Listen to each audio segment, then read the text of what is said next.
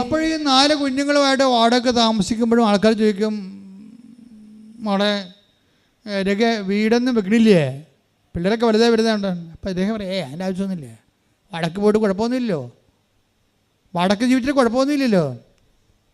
അപ്പം അതൊരു ആത്മവിശ്വാസമാണ്. പക്ഷേ ആത്മവിശ്വാസം മൂത്ത് ഒരു അഹങ്കാരത്തിൻ്റെ രീതിയിലേക്ക് അത് വരുന്നു. ഭാവിയിൽ ഇവക്ക് അജ്ഞാനമാണ് അഹങ്കാരത്തിൻ്റെ കാരണം. മനുഷ്യനെ അറിവില്ലായ്മയാണ്, ദൈവത്തെക്കുറിച്ചോ ജീവിതത്തെക്കുറിച്ചോ ഉള്ള ലിമിറ്റഡ് നോളജാണ് അഹങ്കാരം ഉണ്ടാക്കുന്നത്. ജ്ഞാനത്തിൻ്റെ പരിമിതിയാണ് ശരിക്കും. പെട്ടെന്ന് ഇവളുടെ മകൾ മരിച്ചു. ചെറിയ കാഷ്വാലിറ്റി ഒന്നുമല്ലേ, ഉമ്മിണി വലിയ കാഷ്വാലിറ്റിയാണ് സംഭവിക്കുന്നത്. പെട്ടെന്ന് അവളുടെ മകൾ മരിക്കും. മകൾ മരിച്ചപ്പോഴാണ് വാടകക്കാരൻ്റെ തനിനിറം മനസ്സിലാക്കുന്നത്. വാടകയുടെ ഉടമസ്ഥ മധ്യം പറയും, പിണ ഇവിടെ വെക്കാൻ പറ്റത്തില്ലെന്ന് പറയും, എടുത്തുകൊണ്ട് പോകാൻ പറയും. കണ്ട അവസാനം വർക്കൗട്ട് ചെയ്യണം. കണ്ട പെട്ടെന്ന് ഇവളുടെ മകൾ മരിച്ചു കഴിഞ്ഞപ്പോഴേ പിണ ഇവിടെ വെക്കാൻ പറ്റത്തില്ല, ഇനി ആൾക്കാർ നിങ്ങൾ പിണ ഇവിടെ വെച്ച് കഴിഞ്ഞാൽ പിന്നെ ഇനി വാടകക്കാരും വരത്തില്ല, അതുകൊണ്ട് എടുത്തു മാറ്റണമെന്ന് പറയും. പിന്നെ എന്തു ചെയ്യും? എല്ലാവരെയും തോൽപ്പിക്കാൻ വേണ്ടിയാണ് ഇവിടെ ഒന്ന് വാടകയ്ക്കൂടെ താമസിക്കണം. പിള്ളേരുമായിട്ടുണ്ട്. എന്നെ ഉപേക്ഷിച്ച ഭർത്താവിൻ്റെയും ചേട്ടന്മാരുടെയും അനിയന്മാർ തിരിഞ്ഞു നോക്കില്ല എന്ന്. ഞാൻ എൻ്റെ കുഞ്ഞുങ്ങളവിടെ ഇറങ്ങേണ്ടി വന്നിട്ട് ഭർത്താവിൻ്റെ അനിയന്മാരുണ്ടല്ലോ, ഗുണാണ്ടന്മാർ, അവന്മാരാരും തിരിഞ്ഞു നോക്കില്ലല്ല. ആ മാടക്ക് മുമ്പിൽ ഞാൻ ജീവിച്ച് കാണിച്ചു കൊടുക്കും. തൻ്റെ ഇടം തള്ളലായിട്ട് മാറും. ഇതിനാണ് അഹങ്കാരം എന്ന് പറയണത്. ഉടമ്പടി വർക്ക് ചെയ്യാൻ പാടുണ്ടാകും. എൻ്റെ മക്കളെ, കൈയും കുപ്പി ഞാൻ നിങ്ങളോട് യാചിക്കുകയാണ്. ഇങ്ങനെ എന്തെങ്കിലും കേസ് കെട്ടലാണെങ്കിൽ ഉള്ളിൽ എന്തെങ്കിലും ഇതുപോലെ ദൈവത്തിന് പ്രവർത്തിക്കാൻ പറ്റാത്ത ഈ വിചാരമുണ്ടല്ലോ, അങ്ങനെ വല്ലതും ഉണ്ടെങ്കിൽ നിങ്ങളത് റെക്ടിഫൈ ചെയ്യണം, എളിമപ്പെടണം. പെട്ടെന്ന് ഉടമ്പടി പൂക്കണ കാണാം. ഇപ്പോൾ നമ്മൾ ചില ആൾക്കാർക്ക് മുട്ടത്തോടൊക്കെ ഇട്ട്, ഇന്നലെ ഞാനൊരു വീഡിയോ ഉണ്ട്, മുട്ടത്തോട് 200 മുട്ട എടുത്ത് പൊളിച്ച് അതിൻ്റെ തോടെടുത്തിട്ട് ആൾക്കാർ മിക്സിയിലിട്ട് അടിച്ച് കൊണ്ടുപോയി റോസച്ചെടിക്ക് ഇട്ട് കൊടുക്കുകയാണ്, മുട്ടത്തോട്. അപ്പോൾ അത് റോസ ഇങ്ങനെ വിടർന്നങ്ങൾ നിൽക്കണം നിറച്ച് പൂക്കളുമായിട്ട്. ഇവിടുന്ന് എഴുന്നേറ്റ് പോയി ആരും മുട്ട പിടിക്കാൻ നിൽക്കണ്ടേ, ഞാൻ ചുമ്മാ പറഞ്ഞതേ ഉള്ളൂ, അവിടെ കണ്ട ഒരു കാഴ്ച പറഞ്ഞതേ ഉള്ളൂ. അപ്പോൾ ചില വളങ്ങൾ വരുമ്പോൾ റോസ സാധാരണയേക്കാൾ കൂടുതൽ പൂക്കുന്നുണ്ട്, ഇല്ലേ? ഇതുപോലെയാണ് ഉടമ്പടിയുടെ വിഷയം. ഉടമ്പടി ഇടേണ്ട വളം ഇട്ട് കഴിഞ്ഞാൽ ഈ സാധനം പെട്ടെന്ന് പൂക്കും. അതിനെന്താ കാര്യം ചെയ്യണമെന്ന് വെച്ചാൽ അതിനകത്തുള്ള കെടുവളമൊക്കെ ആദ്യം എടുത്ത് മാറ്റും നമ്മൾ, അല്ലേ? പഴയ വളമൊക്കെ, ചെടി ഓൾറെഡി യൂസ് ചെയ്തിരിക്കുന്നതിൻ്റെ കുറച്ച് വേസ്റ്റ് കെടുവളമില്ലേ, അതൊക്കെ എടുത്ത് മാറ്റും. കെടുവളത്തിലൊന്നാണ് ഈ അഹങ്കാരം എന്ന് പറയുന്നത്. അതങ്ങനെ കിടക്കയല്ലേ, അതിങ്ങനെ വർഷങ്ങൾ കിടക്കുകയല്ലേ. ഒരു കാര്യം തെണ്ടിത്തിരിഞ്ഞ് വളരെ വിഷമം പിടിച്ച സാഹചര്യത്തിൽ ജീവിച്ചിട്ട് ശമ്പളമുണ്ട് കയ്യിൽ, അതുകൊണ്ട് ആരും ഇങ്ങോട്ട് അഭ്യാസത്തിന് വരണ്ട, എനിക്കും മക്കൾക്കും ജീവിക്കാൻ അറിയാവുന്നതാണ്. പക്ഷെ പെട്ടെന്നാണ് ചില തകർച്ചകളൊക്കെ നമ്മൾ വരുത്തി തീർക്കണതാണ്. എനിക്ക് വേണ്ടത്, ഇത്രയും നാൾ ജനവുമായിട്ട് ജീവിച്ചില്ലേ, ഞാൻ ജനവുമായിട്ട് ജീവിക്കാത്ത ഒറ്റ ദിവസം പോലും ഉണ്ടായിട്ടില്ല. പല തകർച്ചകളും നമ്മൾ കത്തെഴുതി വരുത്തിക്കണതാണ്. ഫോൺ വിളിച്ചിട്ട് തകർച്ച വിളിച്ചു, ഫോൺ വിളിച്ചിട്ട് ആൾക്കാരെ വരുത്തും. പ്രശ്നം ഫോൺ വിളിച്ച് വരുത്തുന്ന പരിപാടിയുണ്ട് ചില ആൾക്കാർ. കാര്യം നിങ്ങളുടെ നിലപാടുകളാണ് അതിൻ്റെ പ്രധാനപ്പെട്ട കാരണം. ദൈവത്തെ മറന്ന് താനെന്തോ പ്രധാന കഥാപാത്രമാണ്, സ്ഥലത്തെ പ്രധാന ദിവ്യനാണ് എന്ന് പറഞ്ഞുകൊണ്ട്. അപ്പോൾ എപ്പോഴും നിങ്ങൾ പ്രാർത്ഥിക്കേണ്ടത്, കർത്താവേ എന്നെ എളിമയോടെ ജീവിക്കാൻ ഇടയാക്കണേ പ്രാർത്ഥിക്കണം. അതാണ് അവിടുന്ന് തൻ്റെ ദാസിയുടെ മരിയ സ്പിരിച്വാലിറ്റി പവേഡ് ബൈ എന്ന് പറയുമ്പോൾ നിങ്ങൾക്ക് ഇതെന്നെ പവേഡ് ആൻഡ്രോയിഡായിരിക്കും, അങ്ങനെയല്ല. Covenant is powered by Maria spirituality എന്ന് വെച്ച് കഴിഞ്ഞാൽ അവിടുന്ന് തൻ്റെ ദാസിയുടെ വിനീത അവസ്ഥ. ശ്രദ്ധിക്കട്ടെ, ഹല്ലേലൂയ.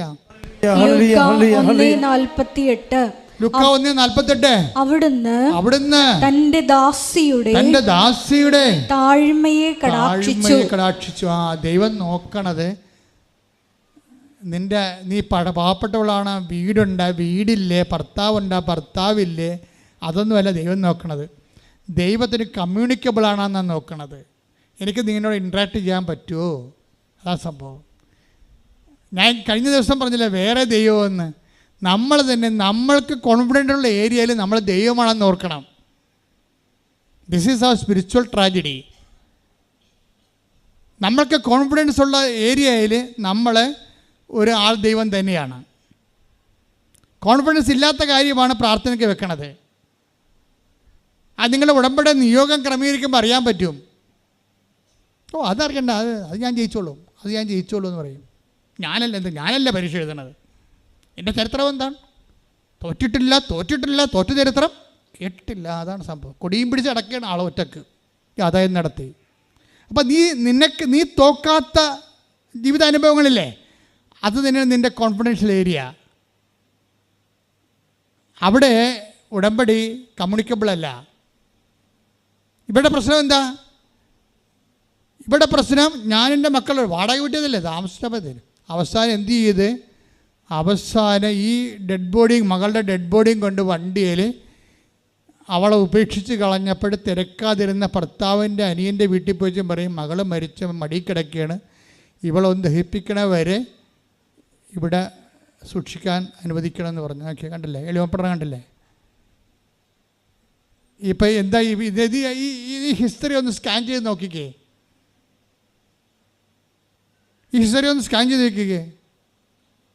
അപ്പം അങ്ങനെ വരുമ്പോൾ നിങ്ങളവർക്ക് സ്ഥലമില്ലാത്തവർ എങ്ങനെ വീണ്ടും ചിന്തിക്കണത്? സ്ഥലമില്ലാത്തവരെങ്ങനെ വീടും ചിന്തിക്കണത്? വീട് വെക്കാൻ കാശില്ലാത്തവരെങ്ങനെയാണ് വീടിനെക്കുറിച്ച് ചിന്തിക്കണത് എന്നൊക്കെ നിങ്ങൾ ചിന്തിക്കും. പക്ഷെ നിങ്ങൾക്ക് വേണ്ടി നിങ്ങൾ ചിന്തിക്കാൻ പറഞ്ഞിട്ടില്ലല്ലോ. നിങ്ങൾക്ക് വേണ്ടി ചിന്തിക്കാൻ ആളുണ്ടല്ലോ. നിങ്ങൾക്ക് വേണ്ടി പദ്ധതി ഉണ്ടാക്കാൻ വേണ്ടി ആളുണ്ടല്ലോ. പക്ഷെ അതിന് വരാനോ? അതാണ് എനിക്ക് നിന്നെക്കുറിച്ച് ഒരു പദ്ധതിയുണ്ട്. ജെറമിയ 29:11 കർത്താവ് അരുൾ ചെയ്യുന്നു, നിങ്ങളെക്കുറിച്ചുള്ള പദ്ധതി എൻ്റെ മനസ്സിലുണ്ട്. ജെറമിയ 29:11 നിങ്ങളെക്കുറിച്ചുള്ള പദ്ധതി പറഞ്ഞേ. നിങ്ങളെക്കുറിച്ചുള്ള പദ്ധതി എൻ്റെ മനസ്സിലുണ്ട്. നിങ്ങളുടെ നാശത്തിനല്ല, ക്ഷേമത്തിനുള്ള പദ്ധതിയാണ്. ഒന്ന് പറഞ്ഞേ, നിങ്ങളുടെ നാശത്തിനല്ല, ക്ഷേമത്തിനുള്ള പദ്ധതിയാണ്. ശ്രദ്ധിക്കട്ടെ.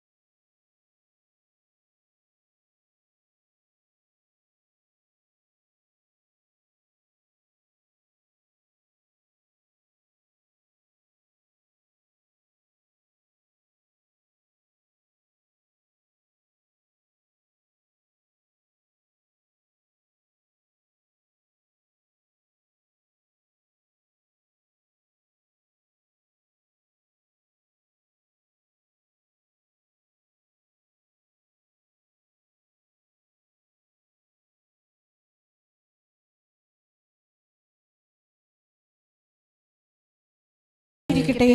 മകളുടെ എല്ലാ അടിയന്തരങ്ങളെല്ലാം കഴിഞ്ഞതിന് ശേഷം അവളെ ശരിക്കും ഇങ്ങനെ സീറോ തനിക്ക് പറ്റിയ അബദ്ധങ്ങളും അതുപോലെ തന്നെ എല്ലാം മനസ്സിലാക്കി ഇവളെ എളിമപ്പെടണമുണ്ട്.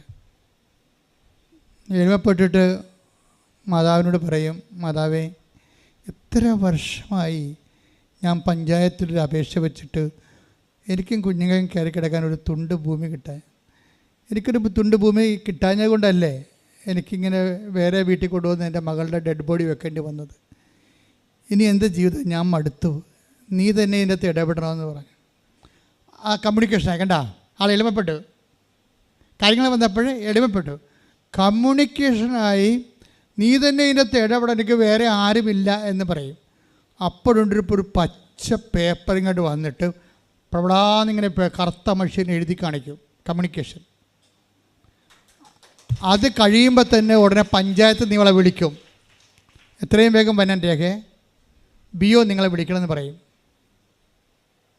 അവിടുത്തെ റവന്യൂ ഓഫീസറാണ്. പിറ്റേ ദിവസം രേഖ BO എടുത്ത് ചെല്ലുമ്പോൾ പറയും, നിങ്ങൾക്ക് 5 സെൻറ്റ് സ്ഥലം അനുവദിച്ചിട്ടുണ്ടെന്ന് പറയും സർക്കാർ. ഇത്രയും സ്പീഡാണ് ഈ സംഭവം, ഇത്രയും സ്പീഡാണ്. അതുകൊണ്ടെന്ന് വെച്ചാൽ അവൾ പട്ടാങ്ങിയായിട്ട് കാര്യം പറയും, അവിടെ. പക്ഷെ പറയുമ്പോൾ നമ്മളിങ്ങനെ ദൈവത്തിൻ്റെ തിരുസന്നിധി ഞാനാണ് ദൈവം എന്നും പറഞ്ഞുകൊണ്ട് പറയരുത്. നീ എനിക്ക് വീട് താ, നീ എനിക്ക് സ്ഥലം താ, ബാക്കി സ്ഥലമൊക്കെ ബാക്കി വീടൊക്കെ ഞാൻ ഉണ്ടായിക്കൊള്ളാം. ഒരു കോൺഫിഡൻസിലോടും നിങ്ങൾക്ക് പറ്റുമായിരിക്കും, പക്ഷേ തന്നതിന് നന്ദി പറഞ്ഞാൽ മതി. നന്ദി എന്ന് പറയുമ്പോൾ അതിൻ്റെ അത്ര എളിമയുണ്ട്. പക്ഷേ ദൈവത്തിന് എന്താ നന്ദി പറയണത്? ഞാനല്ലേ എഴുതണത്. ചില കാണ്ടാമൃഗങ്ങൾ ഉടമ്പടി എടുത്തിരിക്കണത് എങ്ങനെയെന്ന് അറിയാമോ? ഉടമ്പടി എടുക്കും, പത്രം കൊടുക്കത്തില്ല. ഉടമ്പടി എടുക്കും, രോഗികളെ പോയി കാണത്തില്ല. എന്തിനാ ഇത്ര കഷ്ടപ്പെടണം? ഞാനല്ലേ പരീക്ഷ, ദൈവമല്ലല്ലോ അവൻ പരീക്ഷ എഴുതണത്. പിന്നെ നീ എന്തിനാ ഉടമ്പടി എടുത്ത്? ആ കൂട്ടുകാരത്തിൽ വന്നപ്പോൾ ഞാൻ എടുത്ത്, അവരെടുത്തപ്പോൾ ഞാൻ എടുത്ത്, അതിനുള്ളത് സാറ് പോരെ, വല്ല കാര്യമുണ്ടോ? ആ 2 എടുത്തപ്പോഴേ ഇനി അവർക്ക് ഉടമ്പടി എടുക്കാത്തതിൻ്റെ പേരിൽ എന്നേക്കാൾ കൂടുതൽ മാർക്ക് അവർക്ക് കിട്ടാതിരിക്കാൻ വേണ്ടി ബദൽ ഉടമ്പടി എടുത്തിരിക്കുകയാണ് പണ്ടാരം. ഇങ്ങനെ കുറേ അവതാരങ്ങളുണ്ട്. ഉടമ്പടി എടുക്കാമെന്ന് എല്ലാ ആൾക്കാർക്കും ഒരുപോലെ അനുഭവമില്ലാത്തതിൻ്റെ കാരണം ഇതാണ് എൻ്റെ വിഷയം. ദൈവത്തിന് കമ്മ്യൂണിക്കബിൾ അല്ല, ദൈവത്തിന് കമ്മ്യൂണിക്കബിൾ അല്ല. അപ്പം അവർ മനസ്സിലിരിക്കണത് എന്താണ്? എടാ, ഞാൻ പത്രം കൊടുത്താലും പരീക്ഷ എഴുതേണ്ടത് ഞാനല്ലേ? അതാണ് വിഷയം. ഞാനിപ്പോൾ രോഗികളെപ്പോലെ കണ്ടാലും കണ്ടില്ലേലും പരീക്ഷ എഴുതേണ്ടത് ഞാനല്ലേ പഠിക്കേണ്ടത്. അപ്പോൾ ഞാനല്ലേ ദൈവത്തിന് എന്താണ് ഇവിടെ കാര്യം എന്നാണ് വിഷയം. അവളുടെ ആ അണ്ടർമൈൻഡ് വായിക്കുമ്പോൾ മനസ്സിലാക്കണത് എന്താണ്? ഞാനല്ലേ ദൈവം, വേറെ ഇവിടെ ദൈവത്തിന് എന്താണ് ഇവിടെ കാര്യം. അപ്പം സാക്ഷാ ദൈവത്തിന് വേറെ ദൈവമാക്കുകയും ഇവളെ തന്നെ സ്വന്തം ദൈവമായിട്ട് അവതരിപ്പിക്കുകയും ചെയ്യും. ലോകത്തെ എല്ലാവർക്കും ഉണ്ട് ഈ പ്രശ്നം, ലോകത്തെ എല്ലാവർക്കും ഉണ്ട്. ഏതെങ്കിലും ഒരു നിലപാടിൽ അവർക്ക് 4 അക്ക ശമ്പളം കിട്ടി, അവിടെ പ്രൊഫഷൻ ഓക്കെയാണ്, അവിടെ ജനങ്ങൾ അവിടെ ക്യാമറ ഇഷ്ടപ്പെട്ടു, ജനങ്ങൾ അവിടെ സിനിമ കണ്ടു, ജനങ്ങൾ അവർ അങ്ങനെ ഇട്ട് കഴിഞ്ഞാൽ പിന്നെ ഉടനെ ആദ്യം നിന്ന് നിഷേധിക്കുന്നത് മതം. അതൊക്കെ ഒരു ആധുനിക പഴയ ഇനിഷ്യൻ്റുള്ള മനുഷ്യന്മാരുടെ അന്നത്തെ കാലത്തെ ഒരു ആവശ്യമായിരുന്നു. ഇന്നെന്താ അതിന് പ്രസക്തി? അപ്പം ഞാൻ നിർമ്മതനായി എന്ന് വെച്ചാൽ എന്താ ഉദ്ദേശം? ഇവൻ്റെ സിനിമ വിറ്റ് മാറണമെങ്കിൽ എല്ലാ ജാതിക്കാരും പോയി തിയേറ്ററിൽ കാണണം. ഞാനിന്നൊരു ഇതിനകത്ത് ജാതിയാ മതമോ പറഞ്ഞാൽ വേറെ മതക്കാർ കയറത്തില്ല. അപ്പോൾ വിശ്വാസം വിറ്റിട്ട് ഇവൻ കച്ചവടം ചെയ്യും, അവൻ്റെ പ്രൊഫഷൻ കച്ചവടം ചെയ്യും. ഇതിനാണ് പ്രലോഭനം എന്ന് പറയണത്. കർത്താവിനെ അറിയാമായിരുന്നത് മനുഷ്യന്മാരുടെ ഏറ്റവും വലിയ ശത്രു അവൻ തന്നെയാണെന്ന്. ആരാണ് നമ്മുടെ ശത്രു? പിശാചൊന്നുമല്ല, ബി അവർ സെൽഫ്. അതുകൊണ്ടാണ് ഈശോ പറയണത്, ഈ ദൈവരാജ്യം വരണമെങ്കിലും അതൊന്നും വേണ്ട ആഹാരം കിട്ടണമെങ്കിലും പ്രലോഭനങ്ങളിൽ ഉൾപ്പെടുത്തരുത്. കൈയടിച്ച് സുഖട്ടോ. ഹല്ലേലൂയ.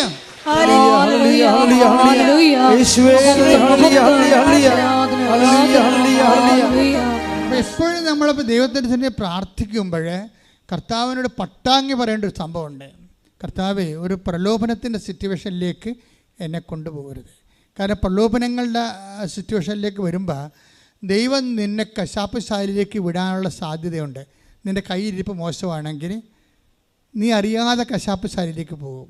എന്താ കാര്യം? നീ തന്നെ അഹങ്കാരിയായിട്ട് ദൈവത്തിന് അംഗീകരിക്കേണ്ടത് പോരായ്മയെ കരുതിയാൽ. ഇപ്പം എല്ലാം പുതിയ സാധനങ്ങളൊക്കെ വരുമ്പോൾ പുതിയ സാധനങ്ങളെല്ലാം പ്രലോഭനമാണ്. എ കൾച്ചറൽ ടെംപ്ടേഷൻ, ഒരു സാംസ്കാരിക പ്രലോഭനമുണ്ട്, സാമ്പത്തിക പ്രലോഭനമുണ്ട്. സാമ്പത്തിക പ്രലോഭനം എന്ന് പറയുന്നത് നിൻ്റെ ബിസിനസ് വിജയിക്കണമെന്നുണ്ടെങ്കിൽ മറ്റുള്ളവരെങ്ങനെ വിജയിച്ചതെന്ന് നോക്കുന്നേ, മറ്റുള്ളവരുമായിട്ട് മത്സരം വരും. അപ്പോൾ അവർ പറയും കുട്ടിച്ചാത്തിൻ്റെ അടുത്ത് പോയിട്ടാണ് ആ ബിസിനസ്, അവർ കുട്ടിച്ചാത്തിൻ്റെ സേവ ചെയ്തിട്ടാണ്. എന്നാൽ പിന്നെ എന്നാ കാര്യം, ബിസിനസ് ചെയ്യാൻ കച്ചവടത്തിന് ലാഭത്തിന് വേണ്ടിയല്ലേ. അപ്പോൾ കർത്താവ് എല്ലാം ക്ഷമിച്ചോളൂ എന്ന് പറഞ്ഞിട്ട് ഇവനും കുട്ടിച്ചാത്തിൻ്റെ അടുത്ത് പോകും. കാര്യം ഒന്നുറങ്ങിയ നേരം വിളിക്കത്തില്ല. പ്രലോഭനത്തിൽ ഉൾപ്പെടുത്തരുത്.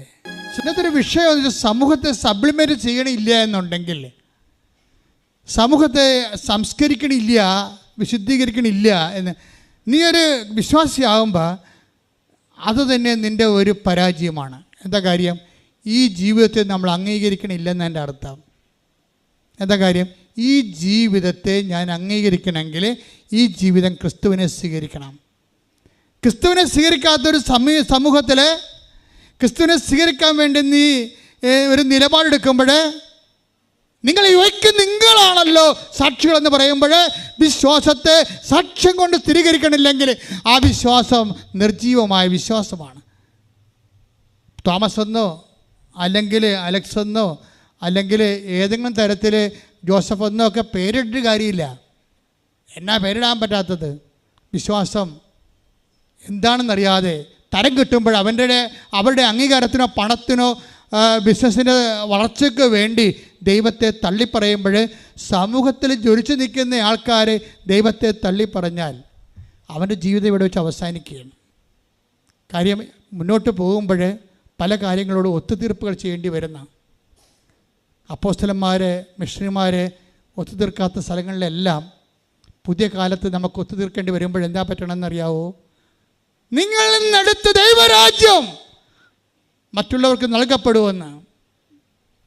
ദൈവരാജ്യം വിദ്യാർത്ഥിയിലേക്ക് സഞ്ചരിച്ചുകൊണ്ടിരിക്കുന്ന കാഴ്ച കൃപാസനത്തിൽ വരുമ്പോൾ നിങ്ങൾ കാണാൻ പറ്റും. That's what happening here. സ്തുതിക്കട്ടെ, ഹല്ലേലൂയ, ഹല്ലേലൂയ, ഹല്ലേലൂയ. യേശുവേ സ്തുതി, ഹല്ലേലൂയ, ഹല്ലേലൂയ, ഹല്ലേലൂയ, ഹല്ലേലൂയ, ഹല്ലേലൂയ, ഹല്ലേലൂയ, ഹല്ലേലൂയ. പരിശുദ്ധ പരമ ദിവ്യകാരുണ്യത്തിന് നേരവും ആരാധനയും സ്തുതിയും പുകഴ്ചയും ഉണ്ടായിരിക്കട്ടെ. ക്രിസ്തുവിനെ സൈൽഡൈൻ ചെയ്തുകൊണ്ട് ഒരു സമാധാനം ഇവിടെ ഉണ്ടാക്കാൻ സഭയെ ആരും ഏൽപ്പിച്ചിട്ടില്ല. ആരെങ്കിലും ഏൽപ്പിച്ചിട്ടുണ്ടെങ്കിൽ ആ ഏൽപ്പിച്ച ആളുടെ പേര് ക്രിസ്തു എന്നായിരിക്കത്തില്ല, ദൈവം എന്നായിരിക്കത്തില്ല. വേറെ ആർക്ക് വേണ്ടി നമ്മൾ വിടുപണി ചെയ്തിരിക്കാം.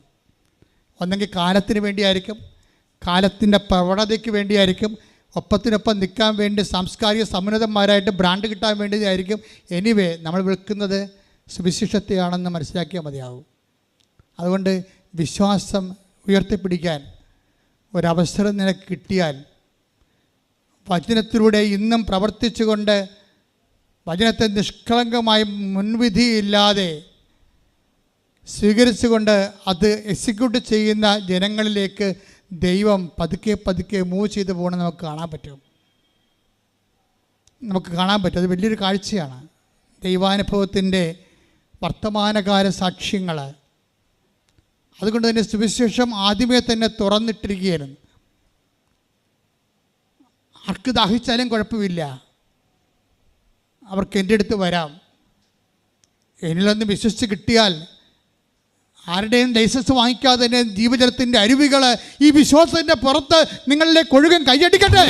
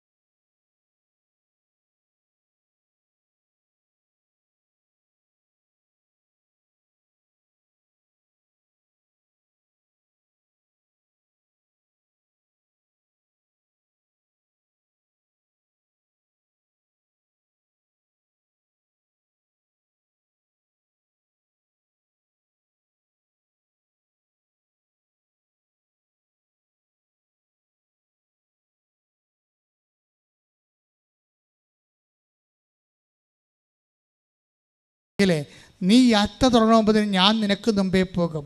വാഗ്ദാന പേടകത്തിലുള്ള ഏറ്റവും വലിയൊരു വാഗ്ദാനമാണ് ഉടമ്പടിയിലുള്ള. സംഖ്യ 10:33. അവർ കർത്താവിന്റെ പർവ്വതത്തിൽ നിന്ന് പുറപ്പെട്ട് 3 ദിവസം യാത്ര ചെയ്തു.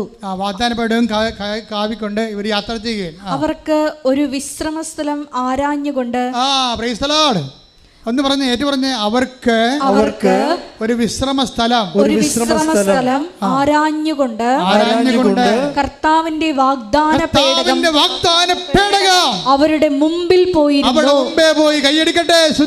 അപ്പൊ നിന്റെ വീട്, ജോലി, വിവാഹം, PSC പരീക്ഷ, PR എല്ലാ സാധനവും നിന്നെ മലകളായി നിൽക്കുമ്പോഴും ഇരുമ്പ് ഓടാമ്പഴായി നിൽക്കുമ്പോഴും പിച്ചള വാതിലായി നിൽക്കുമ്പോഴും ഇത് തകർക്കാൻ വേണ്ടി നിനക്ക് മുമ്പേ പോകുന്ന ശക്തിയാണ് വാഗ്ദാന പേടകം.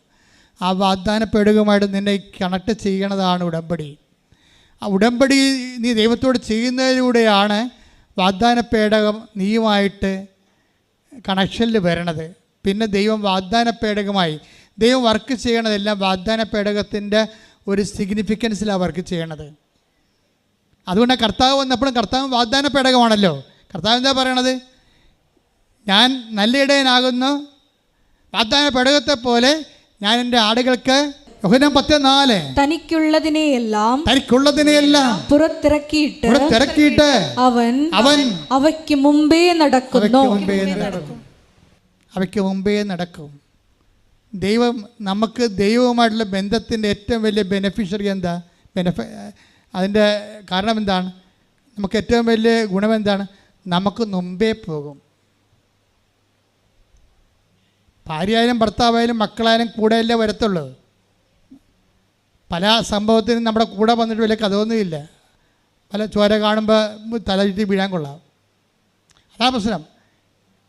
അതായത് നമുക്ക് മുമ്പേ ഒരാളുണ്ടാകണം. ഉടമ്പടി നിനക്ക് മുമ്പേ ഒരാളുണ്ടാകും. അതാണ് പറഞ്ഞത്, ഞാൻ എൻ്റെ ആടുകൾക്ക്, ഈ ആടുകൾക്ക് മുമ്പേ നടക്കണം. എന്തിനു വേണ്ടിയാണ്? എന്തിനു വേണ്ടി മുമ്പേ നടക്കണത്? അതായത് നമ്മളെ സംഖ്യയിൽ വാഗ്ദാനപടത്തെക്കുറിച്ച് പറയുന്ന സംഖ്യയിൽ 10:30 എന്താ പറയണത്? തൻ്റെ ജനത്തിന് വേണ്ടി ഒരു വിശ്രമസ്ഥലം തേടിക്കൊണ്ട് വാഗ്ദാന പേടകം ജനത്തിന് മുമ്പേ പോയി. ഈ ആടുകൾക്ക് വേണ്ടി ഈ ഇടയൻ എന്താ ചെയ്യണത്? മുമ്പേ പോവുകയാണ്. എന്തിനാണ് പോണത്? ഒരു വിശ്രമസ്ഥലം തിരക്കിയാണ്. അത് നിങ്ങളുടെ നിയോഗങ്ങൾ നിറവേറ്റാൻ തന്നെയാണ്. നിങ്ങളുടെ ഭൗതിക നിയോഗങ്ങളും ഭൗതിക ആവശ്യങ്ങളും നിറവേറ്റാൻ വേണ്ടി ദൈവത്തിൻ്റെ സംവിധാനമാണ്. അത് നിത്യത വരെ ഇതിന് മുമ്പിലുണ്ടാവും. ഇത് കൈയടിക്കട്ടെ, ശ്രുതിക്കട്ടെ.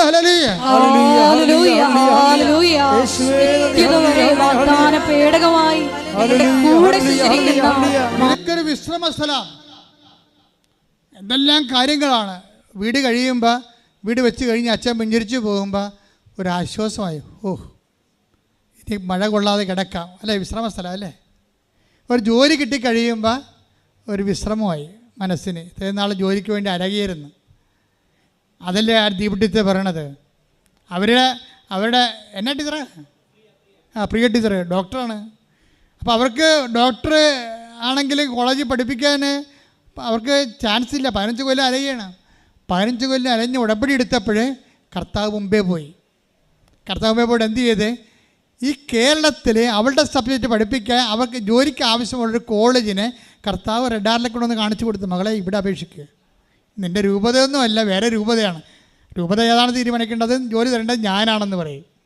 ദൈവം ആ വിഷയം ടേക്കപ്പ് ചെയ്ത് ദൈവം തീരുമാനിച്ചു കഴിഞ്ഞാൽ മാനുഷിക നിയമങ്ങൾക്കൊന്നും അതിൻ്റെ അപ്പുറത്തേക്ക് വർക്കൗട്ട് ചെയ്യണത്. ഇവളുടെ സബ്ജക്റ്റ് പഠിപ്പിക്കുന്ന വേറെ രൂപത്തിലുള്ള ഒരു സ്കൂൾ കാണിച്ചു കൊടുക്കും. ഉടനെ ഇവൾക്കൊരു ഡൗട്ട് തോന്നും. ദൈവമേ, അത് നമുക്ക് കിട്ടത്തില്ലല്ല, നമുക്ക് ക്ലെയിം ഇല്ലാത്ത സ്ഥലമാണല്ലോ. അപ്പോൾ നിനക്ക് ക്ലെയിം ഇല്ലാത്ത സ്ഥലത്ത് ആർക്ക് ക്ലെയിമുണ്ട്? നിൻ്റെ ദൈവത്തിന് ക്ലെയിം ഉണ്ടാകും. ഇവർ ആപ്ലിക്കേഷൻ കൊടുത്തപ്പോൾ എന്നാ പറ്റിയിരിക്കണത്?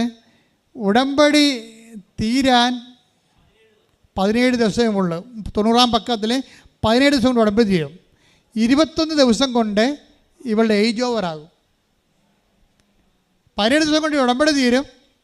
21 ദിവസം കൊണ്ട് ഏജ് ഓവർ ആകും. കർത്താവ് എന്ത് ചെയ്ത്? ഏജ് ഓവർ ആകുന്നതിന് മുമ്പ്, ഉടമ്പടി തീരുന്ന മുമ്പ് ഇവൾക്ക് ആ സ്കൂളിൽ പെർമനന്റ് അപ്പോയിന്റ് കൊടുക്കും. ഇതാണ് നിനക്ക് മുമ്പേ സഞ്ചരിക്കുന്ന വാഗ്ദാന പേടകത്തിന് നിന്റെ ദൈവം. കൈയടിക്കട്ടെ. എല്ലാവരും വ്യഥ അനുഭവിക്കുന്നത്, വേർക്കുന്നത് എന്തിനാണ്? ഒരു വിശ്രമസ്ഥലം കിട്ടാൻ വേണ്ടിയാണ്. അതുകൊണ്ടാണ് സങ്കീർത്തനത്തിൻ്റെ 10:23 തൻ്റെ ജനത്തിനു വേണ്ടി ഒരു വിശ്രമസ്ഥലം ഒരുക്കാൻ വാഗ്ദാന പേടകമായി അവൻ്റെ ദൈവം അവർക്ക് മുമ്പേ സഞ്ചരിച്ചു.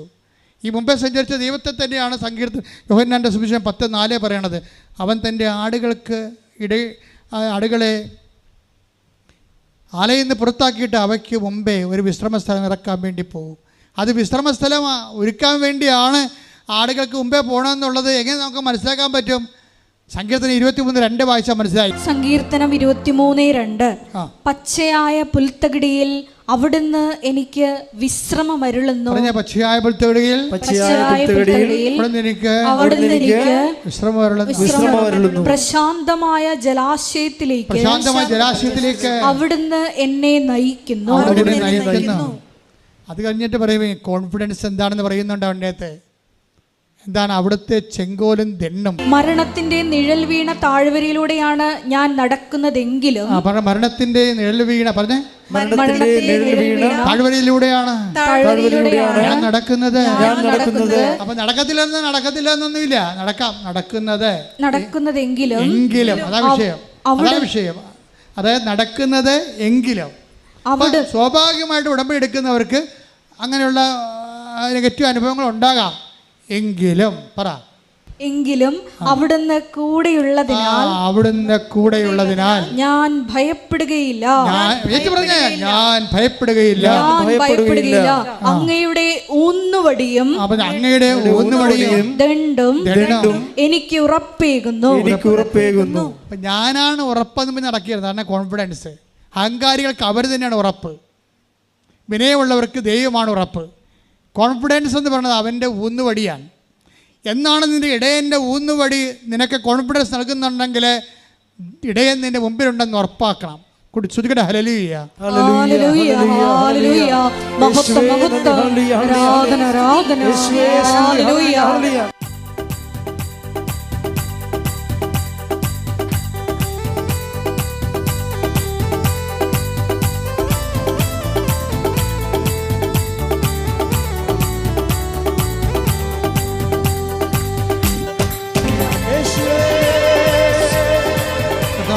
ഉന്നതമായ നാമത്തിൽ സ്വന്തം ചെയ്ത് കർത്താവേ, നിന്റെ വിശുദ്ധ പൗരോഹിത്യത്തെ മഹത്വപ്പെടുത്തണമേ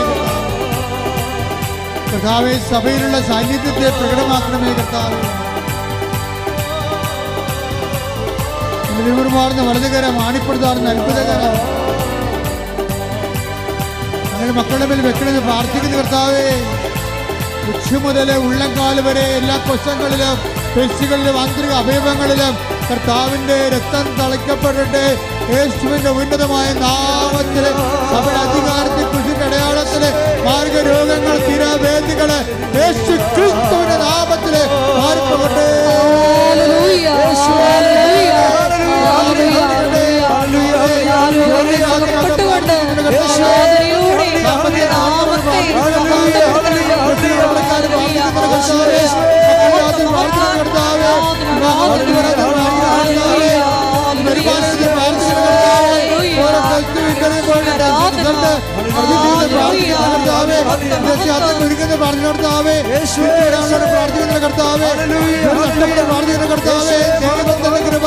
ജയിലകപ്പെട്ട മക്കള്, ജയിലിലേക്ക് പോകുന്ന മക്കള്, കോടതി കേസിരിക്കുന്ന മക്കള് എല്ലാം കർത്താവിന്റെ വിശുദ്ധ രക്തത്താൽ, കർത്താവിന്റെ ഉന്നതമായ നാമത്തില് മാർഗദോഷങ്ങള്, തീരാവേദികള്, ദുരിതങ്ങള്, തടസ്സങ്ങള് മാറിപ്പോകട്ടെ.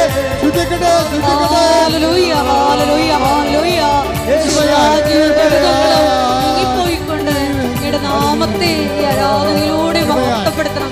നന്ദി യേശുവേ, നന്ദി യേശുവേ, നീ ചെയ്ത നന്മകൾ ഒരായിരം നന്ദി. നന്ദി യേശുവേ, നിനക്ക് നന്ദി യേശുവേ, നീ ചെയ്ത നന്മകൾ ഒരായിരം നന്ദി. സമാപനാശീർവാദം. ഒരിക്കൽ കൂടി മരിയനുടെ ഉണ്ടയിൽ സമർപ്പിച്ചിരിക്കുന്ന എല്ലാ വിഷയങ്ങളും ദൈവമാതാവിൻ്റെ മധ്യസ്ഥയിൽ ദിവ്യാരണ സന്നിധിയിൽ സമർപ്പിച്ച് ഒരു നിമിഷം നമുക്ക് മൗനമായിട്ട് പ്രാർത്ഥിക്കാം. ഞാൻ എൻ്റെ ആടുകൾക്ക് മുമ്പേ നടക്കുന്നു എന്ന വലിയ വചന വെളിപാടിന് നമുക്ക് നന്ദി പറയാം. വാഗ്ദാന പേടക സാന്നിധ്യമായി നമുക്ക് മുമ്പേ സഞ്ചരിച്ച് നമുക്ക് വിശ്രമസ്ഥലം കണ്ടെത്തി തരുന്ന അവിടുത്തെ കരുതലിന് നമുക്ക് ഹൃദയത്തിൽ നന്ദി പറയാം. ഉടമ്പടിയിൽ വച്ചിരിക്കുന്ന വിഷയങ്ങളിലെല്ലാം ഈശോയതെല്ലാം ദൈവമാതാവിൻ്റെ പ്രത്യക്ഷീകരണത്തിൻ്റെ സാക്ഷ്യമാക്കി മാറ്റണമേ, ഞങ്ങളെയും സാക്ഷികളാക്കി അന്ത്യം വരെയും നിലനിർത്തണമേ എന്ന് പ്രാർത്ഥിച്ചുകൊണ്ട് ശിരസ് നമിച്ച് നമുക്ക് ദിവ്യകാരുണ്യനാഥൻ്റെ ആശീർവാദം സ്വീകരിക്കാം.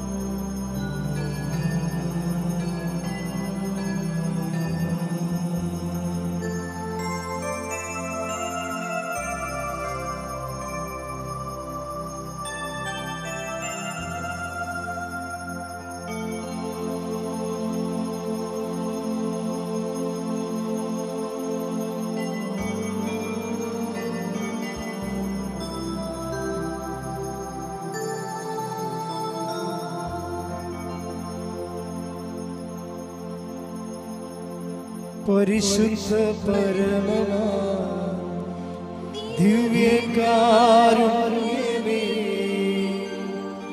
ഇന്നുമെന്നും അങ്ങേക്ക് ആരാധന. പരിശുദ്ധ പരമമാ ദിവ്യകാരുണ്യമേ, ഇന്നുമെന്നും അങ്ങേക്ക്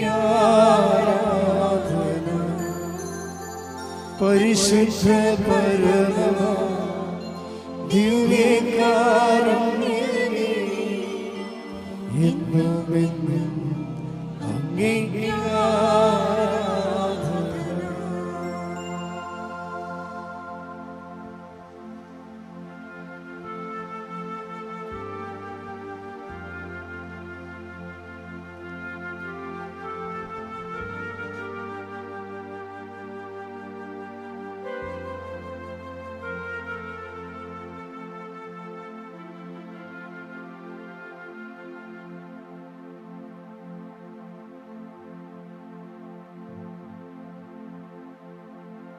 Ave